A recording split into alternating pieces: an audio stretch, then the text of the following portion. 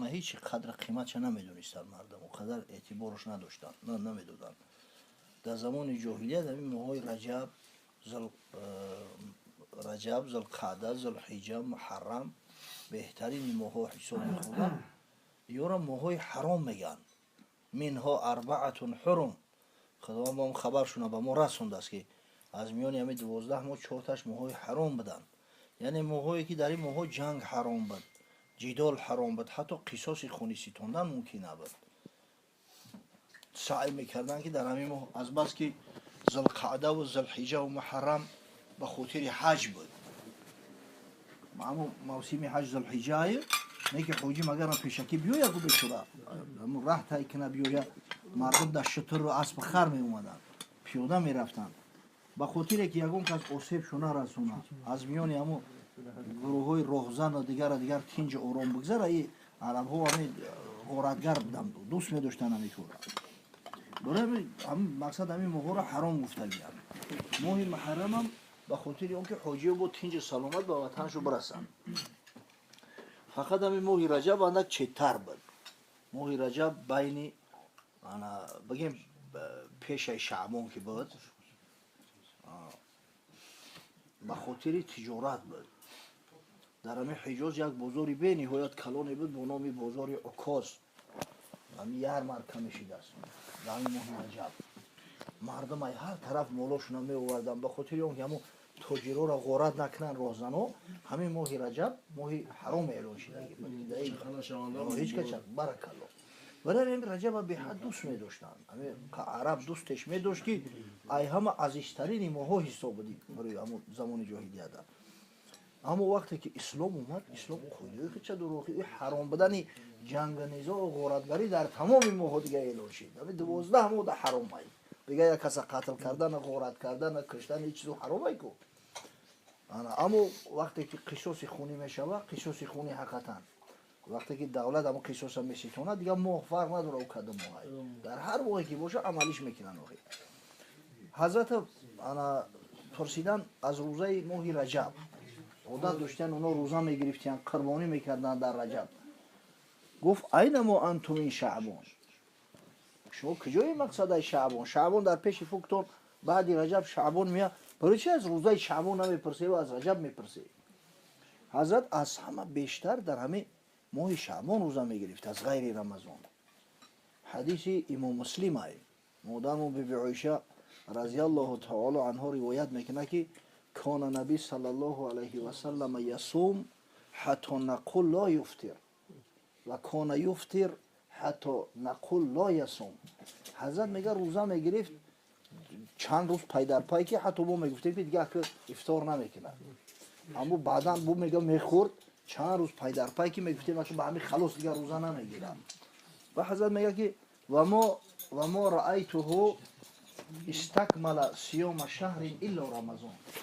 ҳазрата надидам ки ягон рӯзаи ягон моҳи ғайри рамазон комил бигирад, пурра бигирад. худо раҳмат кунад, падари морам одат дошт раҷабу шаъбона пурра мегирифт. кафорат ҳам набуд, агар надошт мегирифт, одат дошт. ҳазрата мегӯяд ғайри моҳи шаъбон ягон моҳ чи ғайри рамазон ягон моҳа надидам ки пурра бигирад. ва мегӯяд ва мо раайтуҳу аксара сиёман мин шаъбон. ғайри рамазон аз моҳи шаъбон дида зиёдтар рӯза гирифтани ҳазрата ман надидам. аксари шаъбона ҳазрат рӯза мегирифтааст. ин моҳи дӯстдоштаи пайғамбар ай. ҳатто як ҳадиси заиф дар ҳамин мавзӯъ омадагӣ ай ки ҳазрат гуфт ки раҷаб шаҳруллоҳ, шаъбон шаҳри, рамазон шаҳру умматӣ. раҷаб моҳи худо ай, шаъбон моҳи ман ай, рамазон моҳи уммат май. о ай хаём мегӯянд ку шаъбону раҷаб маҳи худоянди расул, мо май рамазон хӯрем ки он хосаи мост. аки иҷа ғараз аз маям ҳамин ишқи худо ай, итари маи ангунӣ нестай. агарчанде ҳадиси заифи воҳай не ки ҳамтари ривоят омадагӣ ай ба ҳамин лафз, ба ҳамин матн. мақсад ки мусулмонон агар дар ҳамин моҳи шаъбон аксарша рӯза бигиранд, нур ала нур мешавад. аммо як ривояти дигар аз уми саламаи модармо дорем, мега наздиктар ба рамазон дига ҳазрат рӯза намегирифт. дар қисмати дуюми шаъбон бас мекард рӯза гирифтана ки то ин ки ба рамазон куш нашавад. شریک نشود. ولی بعضی مردم عادت دارن 3 روز آخری شعبان میگیره میگن همین خوب نیست. حضرت میگه هیچ وقت میگه شعبان بر رمضان خوش نمیکرد. همین قسمتی آخری شعبان عادتا روزه نمیگرفت میگه. خیلی بگیری حضرت روزه دوره حقیقتا از همه بیشتر حضرت روزه گرفته است. نه که همین مسئله همین نصف شعبان شب نصف شعبان دا یگان روایت صحیح صریح نداره. حقیقتا همین عارفا و صوفیا خیلی غلو کردن همین مسئله دا. همین که فضیلتش میتونه همین که می نویسن اما از پیغمبر صلی الله علیه و سلم یگان روایت صحیحه ناومده است که همین شب برات یا این همین شب نصف شعبان همین خیلی فضیلت رو داشته باشه. اومدگی نیست. برای همین حوضی مسئله همین شب شعبان داد بین صوفی و بین سلفی و بین نهایت اختلاف سخت می‌نواد. و سلفی ها بالکل این کارش میکنن، این صوفی ها به حد سختگیری میکنن که شب باید 100 رکعت نماز بخونی و مقصد سعی تلاش کنی و خیال میکنم که همین میانه همه بهترین های، نه اون طرف و نه این طرف. حقیقتا شب شعبان شب نصف شب برات شب نصف شعبان های، شب 14 و 15 اگر هر نموده که بگیری روزه گرفتن همون روز سنت های. خو روز 15 بگیریش خو روز 14.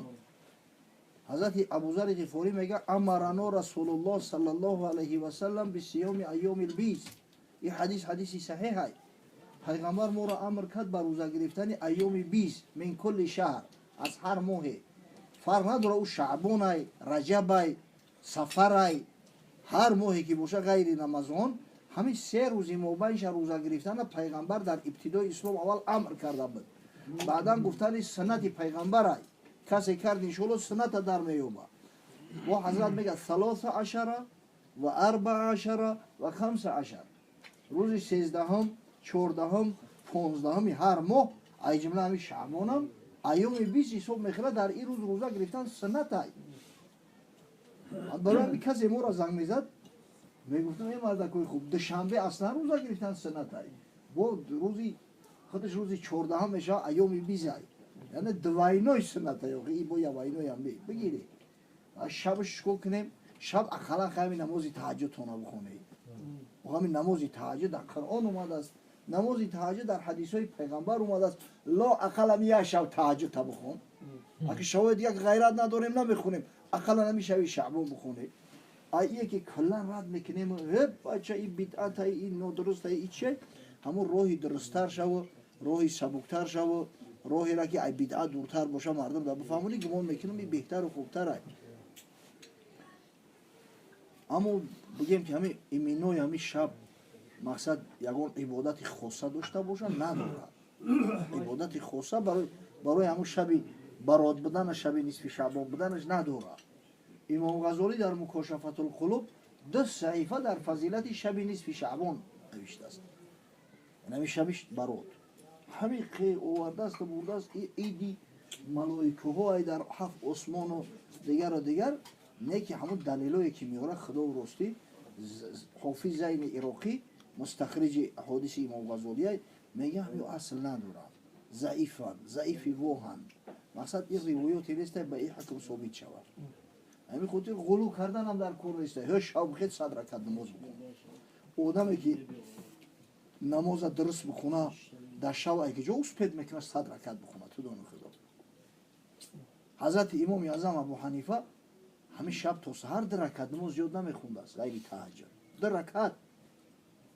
حضرت وقتی موسم حج می اومده است مکه مکرمه، آدم مالدار بود، همه ده هدیه میداد و میشناختنش. التماس میکرده است که یک شب اجازه بدید در خانه کعبه عبادت کنم. بعد عهد میگرفت یعنی که به شرطی که 2 رکعت زیاد نماز نخونید. میگفت است بسیار خوب. همین میدر اومده است حضرت اول بریشش خانه کعبه را پر میرفت است. بریش تصور کنید محبت ببینید. بعدا همین 2 رکعت نماز میخونده است. در 2 رکعت ختم قرآن میکرده. در 2 رکعت صبح میدما میبرویه هیت عهد چکنی کردی. میگفتن قسم به خدای کعبه 2 رکعت زیاد نخونده. این بچه 100 رکعت چخیل میخونی تو دیگه شب اگر درست که بخونه. حضرت صلی الله علیه و سلم همین نماز تراویح 3 بار از پیغمبر ثابت ای کو همین بار سیمش میگه همین خیلی خوند همون نماز کی خب 20 رکعت باشه خب 8 رکعت حضرت میگم که درازش خون که دیگه صحابه در ترس غلطیدن که ما اسپید نمیکنیم سحر خرک کنیم گشنه میمونه این قدر روزش گرفتی را بینه چخیل میخونه 20 100 رکعت بخون با غیر اون 100 رکعت نماز قضایی هم بخون ای او در همین نماز تهجد بخونه و 8 رکعت سوره های درازی میدونستگی شب بخونه یاسین هم میدونی یاسین بخون رکعت یکمش ده رکعت دیمش ده تبارک بخون و هر قدر سوره درستتر باشه هم قدر انشالله اجر ثواب بیشتر داره اینجا گپ در سر کلیچ استوا نمیره و گپ در سر کچ استوا میره که کچ استواش باید خوب باشه پیش پروردگار نماز وقت نزد پروردگار قبول میشه که از 7 آسمان بگذره میگه زیر عرش پروردگار قرار بگیره نماز میگه وقتی که بنده مؤمن نماز میخونه نماز بعضیا مثل آفتاب درخشانه میگه نور داره میبرویا 7 آسمان تیر واری میگذره ای سرعت نور تیزتر زیر عرش پروردگار که قرار گرفت اون نماز قبول میشه و در حق صاحبش دعا میکنه حفظک الله کما حفظتنی خداوند تو را حفظت کنه که تو ما را حفظ کردی یعنی نگذاشتی که مقصد اینو تمام باشه به مقصدم رسیدم اما اگر همون نماز کامل نباشه نمازه که نیم کلا باشه و ابگان میکریم هم دیگر بونکو کی تستر میخونه در همین اینترنت یا چی نشون دادن از برای خدا ترسیدم در اندونزیا در کجای نماز رفته است نماز تراویح 7-8 minut نماز تراویح خلاص کردن 7-8 minut اگر همین خیلی نماز باشه یا نماز باشه که مثلا همون امام قوم فاسق فاجر مردم قبول دارن امورا از بالای سرشون میگه یک وجب حتی بالا نمیره همین تا ضعیف ناتوانی نمرده هست که ای کجا ای بالای سرش یک وجب بالا نمیره کجای 7 آسمان گذشته بعد میگه همون نماز دعا میکرده است خیبک الله کما خیبتنی خداوند خار و ذلیل و ناکامت بگردونه ناامیدت کنه که تو ما را ناامید کردی ببین بسیار گفتم در کورست دیگه همه 8 رکعت بخون خشرو بخون با قاعده هاش بخون من میگفتم نماز تسبیح بخونه اون نماز تسبیح رسول خدا صلی الله علیه و سلم اماکش حضرت عباس تاکید کرد که اماک جان همین نمازی است که با واسطه خدای تعالی گناههای پوشیده و آشکار تا میبخشه گناههای کلان و خرد تا میبخشه گناههای مقصد من قصدن عمدن تا میبخشه نه تا میبخشه یعنی 4 رکعت نماز تسبیح اگر بتونی میگه هر روز بخون اگر سلسله دوش میدونی الحمد لله الذي قنعنا بما رزقنا اللهم رحم امکان داری هر روز بخون اگر به شرط امکانی هر روز خوندن نباشه لا اقل در یک هفته 1 بار اگر به شرط همین هم خشت نداد در 1 ماه 1 بار بعدا حضرت میگه که اگر به شرط همین هم این نماز تسبیح یا نمازی هست که صبر تحمل طلب میکنه بودم که اگر همین محبت کامل نباشه طاقت نمیکنه اقلا میگه همین 1 ماه 1 بار نخوندی 1 سال ده 1 بار بخون بعد آخر میگه حضرت میگه اقلا کوشش که همین عمر 1 بار بخونیش خیلی هم شبی قدر ده نخونی شبی برات ده نخونی وقتی مردد میخونی او را دیگه نماز 4 رکعت های انا 300 مجموعی تسبیح ها را داره هر یک تسبیحش سبحان الله و الحمد لله و لا اله الا الله و الله اکبر و لا حول و لا قوة الا بالله این را ببینید هر همین طریق 300 تا میشود در یک رکعت نماز که شروع کردی در ابتدا پیش از او که قرائت کنی اول 15 مرتبه همین را سبحان الله و الحمد لله و لا اله الا الله و الله اکبر لا اقل همین قشنگ اگر کسی غیره داره با ولا حول ولا قوة الا بالله العلی العظیم بگه با بهتره برای روایت قرآن بگو خب 15 مرتبه 1 بار شای بعد اعوذ بالله و بسم الله گفته قرائت اثر میکنه қироата халос кард фотиҳара бо зами сура пеш аз ӯ ки ба рукӯъ рава бо 10 маротиба дига ҳамира мега 10 маротиба баъдан рукӯъ мекуна аллоҳу акбар дар рукӯъ 3 бор аввал тасбиҳи рукӯъро мега субҳона раббиял азим субҳона раббиял азим субҳона раббиял азим умура хушбуна мета ҳамира пурра бигем ҷо намози тасбиҳ мехунем я имом ҳаму як қорибачара дар қазоқон таъин кардам айболо шикоят кардам остаи бад мехунаву як одам бисёр шикоят кард талхат мекафа гуфти то сарша мебардора ки талхат мекафа ана 30 бор гуфт мегум охи 30 бор баъд насиҳатш кардам ки эшони қори иҷа мақсад издиҳомай одамо бисёранд пайғамбари худо таъкид карда ки сабук бояд бигирӣ дар ҷамоат ту ана хай 7 маротиба бхон 5-7 маротиба бхон иншоалло мустаҳабам адо мешавад гуфт акай домло ба худо қасам ҳеҷ рӯзе ай 3 маротиба зиёд нагуфтамаш бибин дар 3 бор субҳона раббиял аъло гуфтани имом 30 бор мегуфт аз хуна обод оқида дар кораи дигар хел намефаҳмида ира 3 бор субҳона раббиял азим субҳона раббиял азим субҳона раббиял азим баъди ӯ бо 10 маротиба дига нами субҳаналлоҳ валҳамдулиллоҳ ва ла илоҳа илlalloh валлоҳу акбар мегӯй баъдан қавма мекунӣ самиаллоҳу лиман ҳамида ҳамин одаме намози тасбиҳ мехона гу қавмаву ҷалсарак шур риоя мекуна дар анамо қиёме ки кардӣ гу ҳамун раббано валакал ҳамд ки гуфтӣ бо 10 маротибаи дига субҳаналлоҳ валҳамдулиллоҳ ва ла илоҳа илlalloh валлоҳу акбар мегӯй баъдан аллоҳу акбар гуфта саҷда мекунӣ дар саҷда баъди 3 тасбиҳи саҷда 10 маротибаи дига мегӯям ира одаме ки тоқат надошта боша ба дилаш танг мешавад бо аллоҳу акбар мегӯй ҷалса байни ду саҷда ҳамун 6 тане ки байни ду саҷдае ку дар ҳамунҷо 10 маротибаи дига мегӯй бо амира баъди ӯ бо саҷдаи диюма мекунӣ саҷдаи диюмдан баъди тасбиҳҳои саҷда баъди 3 бор субҳона раббиял аъло 10 маротибаи дига мегӯям тасбиҳҳоро 75 таши баъд бо аллоҳу акбар мегӯй ракати диюмда мехезиву дар ракати диюмам қабл аз шурӯи қироат аввал ҳамира 15 бор мегӯй ҳамун бори аввалаш 15 дига ҳамаш 10таи ҳамин хел дар 4 ракат ҳар ракатеда 75 бори умуман ҷамъ кунем 300 маротиба мешавад ин намоза агар ба шарте тезам бихонӣ як 15 дақиқа меравад анами мардума гуфтан дар кур саъй кунан ақаллан инам тари шабои бузургда бихонан ами ай бекорӣ кадукорӣ бихонӣ ҳам савоб бигирӣ хуб нестай сол шабай ҳо шаби қадр боша ай ие ки дар масҷид ҷамъ мешавану намози қазоӣ мехонан ку ай ӯ да ҳамин намози тасбиҳ бихонан намози нафл бихонан беҳтарай барои он ки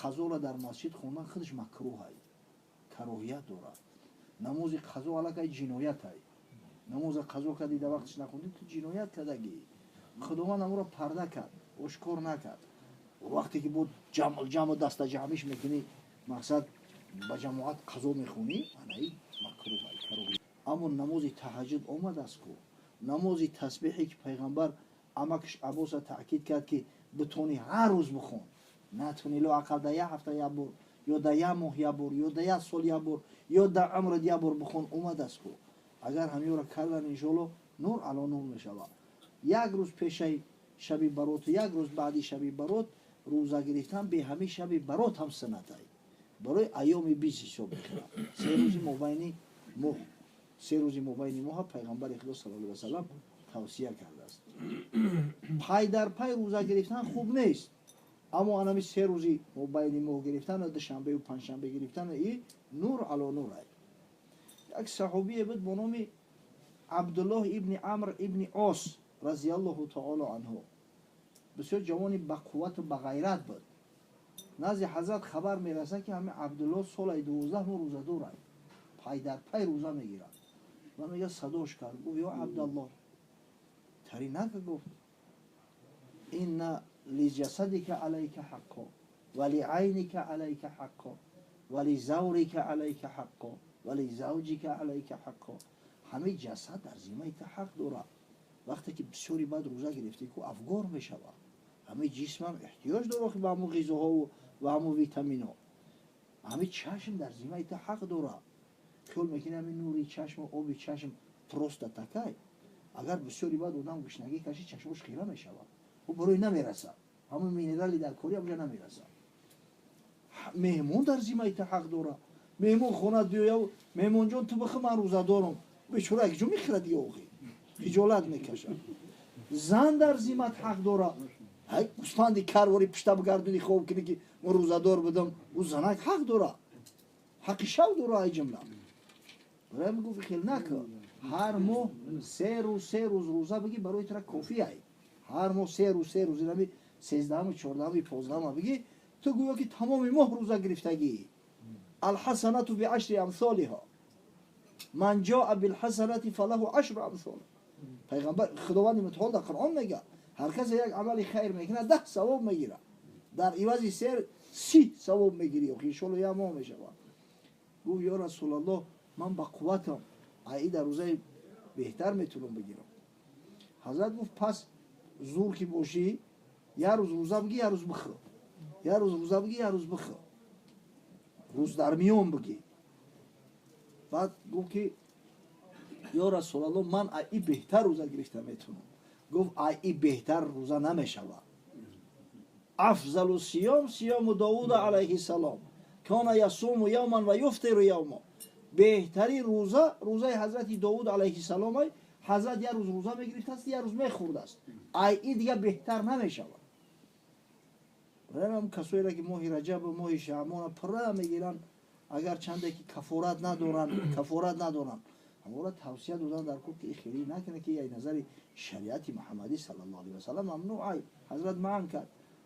اما این بچه با قوت و خیلی پهلوان بوده است با وجود همین زحمی کرده است گرفته است. در هم آخری حدیث میگه که میگه عبدالله وقتی کلانسال شید عاجز شید چشم و نابینا شیدن افگار شید و میگه یا لیتنی قبیل تو رخصت رسول الله صلی الله علیه و سلم. ای کاش که من رخصت پیغمبر صلی الله علیه و سلم قبول میکردم. ای کاش که بر رخصت همه حضرت عمل میکردم. وقتی حضرت پیغمبر گفت که کردن در کار چیزی انا پیرم گفتی ای که خیلی گفتی نوشگری پیر تمام اختم احمد در جهان تا کی ها ربگوی گشتن امتان. برای اون که این امت یا ربگو شوه برای که اون مشرکایی که هبل میپرستیدن و لات و منات و عزا میپرستیدن و علاو میپرستیدن و زردوش میپرستیدن یا ربگو بشوند. آخه حضرت چقدر مشقتا کشید چقدر به طور شکست است. گر نبودی کوشش احمد تو هم میپرستیدی چه اجدادت صنم. اگر سعی تلاش حضرت نمیشید جان فدایی حضرت نمیشید ترا میگرن گرم اجدادت بود پرست بدی در پیش یه صنم تعظیم کرده میگشتی. به قدری حضرت رسیدن در کار. شریعت چیزی نیست که با فکرم انا عاقلی کاری بو علی سیناست. در کار شریعت به عقل به هیچ جا نمیرسی. آدم برعکس گمراه میکنه. خدا من حفظ کنه.